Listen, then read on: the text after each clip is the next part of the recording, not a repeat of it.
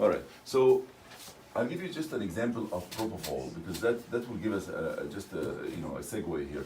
So propofol, the onset of action is 30 seconds, and some nerd called it arm to brain circulation. A little nerdy. It's trying to like show off, arm to brain circulation. Just the time it takes from circulation from the arm all the way and goes to the heart and then the brain, then you go to sleep. What he's trying to tell you is true, actually. He's telling you that the propofol doesn't take time to put the neurons to sleep. It actually takes time to transport. But once it shows up in the brain, immediately, on that second, everything is asleep. And not only that, probably isoelectric activity. Okay? So, and how is that worked? So basically that works based on the 3-compartment model. They call it the 3-compartment model, or zero pharmacokinetics. Okay?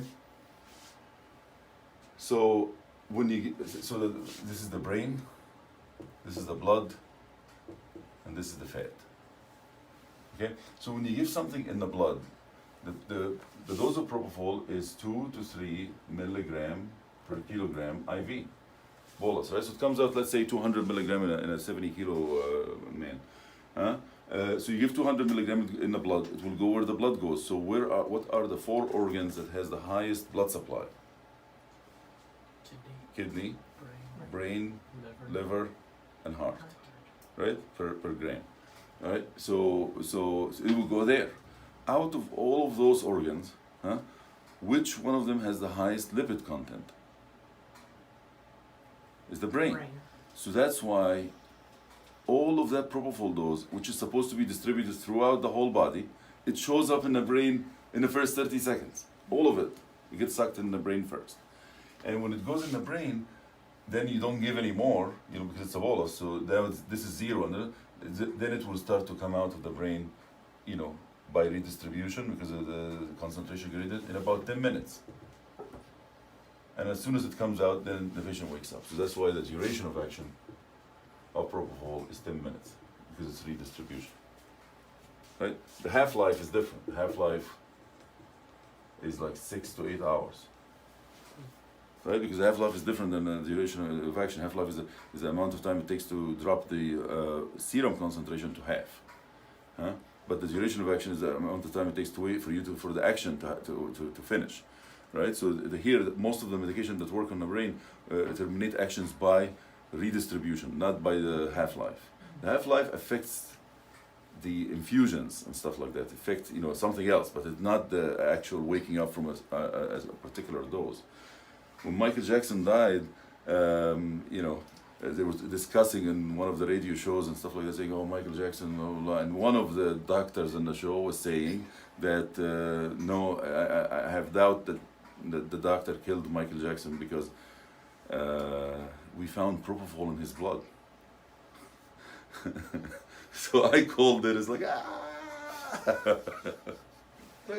you can have propofol in your blood and you can answer calculus 4 questions because the brain is clear now. Anyway, so that's propofol. So whether it's propofol or Versed or anything that we infuse, if you continue to infuse, what's going to happen is that in about, it's going to fill the blood, it's going to equilibrate in about 10 minutes, 30 minutes, depending on the medication between the blood and the brain. And then within about 1 day, it will start to have measurable concentrations in the fat. So you're going to start seeing the propofol now in the fat. Of course, fat is full of fat, right? But it's very low blood supply, so that's why it's going to take a whole day, right? And then within 3 days, you're probably going to have equilibrium between all of the compartments, roughly, okay? Do you know, so obviously this is roughly for most medications, do you know that the FDA with all its might cannot or did not force the drug companies to give us half-lives after infusions? Nobody publishes half-life after infusion, packet insert or anything. They don't care because it's not required. so we don't have anything except one study. One study. In all of those studies were done, actually it's a computer model that actually modeled all of those medications to see what happened after you infuse them continuously for all of this time based on the volume of distribution and everything else. This is called the context sensitive half-life. This is basically days of infusion, and this is hours to wake up. So first it looks like this. On the third day or so, just usually accumulate. Ativan looks like this. Fentanyl is the worst we use. Alfentanil is the worst they studied. Alfentanil is a cousin of fentanyl, has like 1/5 of the potency, but it's very fast onset. So it was used here in the United States for a long time, but now it's Europe is mainly using it. Propofol looks like this, accumulates a little bit. And the best medication they studied was remifentanil. And remifentanil is like the shortest acting medication that works on the brain. And it actually, it's so fast acting, it doesn't accumulate, even better than propofol. And that's why propofol and remifentanil are the only two medications used in a neuro ICU for sedation.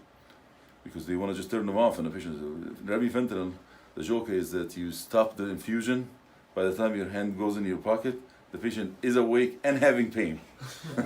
Doesn't have tail, doesn't have anything, right? So that's the remifentanil. So here you go. So based on this, that confirms what we know from the zero pharmacokinetics or the three compartment model, and that will create for us 4 different techniques to wean sedation or stop sedation, and we'll do that next time.